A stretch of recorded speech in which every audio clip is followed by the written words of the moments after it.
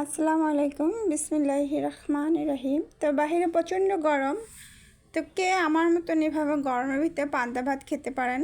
অবশ্যই গরমের ভিতরে পান্তা ভাত খেলে শরীরের জন্য ভালো, শরীর ঠান্ডা থাকে, ভালো লাগে। তো আমি এখানে একটা ডিম ভাজি, শুটকি ভাত, অনেকগুলো শুকনো লঙ্কা নিয়ে নিচ্ছি।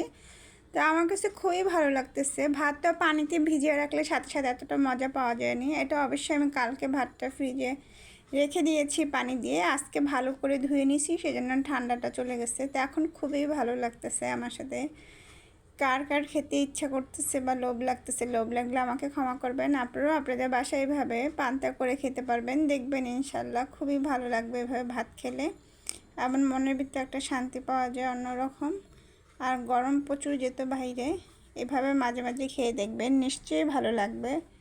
তা আমার কাছে খুবই ভালো লাগতেছে। আর পান্তা মানে প্লেটে করে নিলে খেলে দেখা যায় তেমন একটা ভালো লাগে না। তো এই জন্য আমি বড় বাটিতে করে নিয়ে নিছি, কারণ অনেক পানি নিতে হয়। পান্তা মানেই পানি থাকবে, পানি না থাকলে ভালো লাগে না। তো আমার ভাত খাওয়া শেষ, তারপর একটা ডিম রয়ে গেছে। আল্লাহ হাফেজ, ভালো লাগবে করে দিন।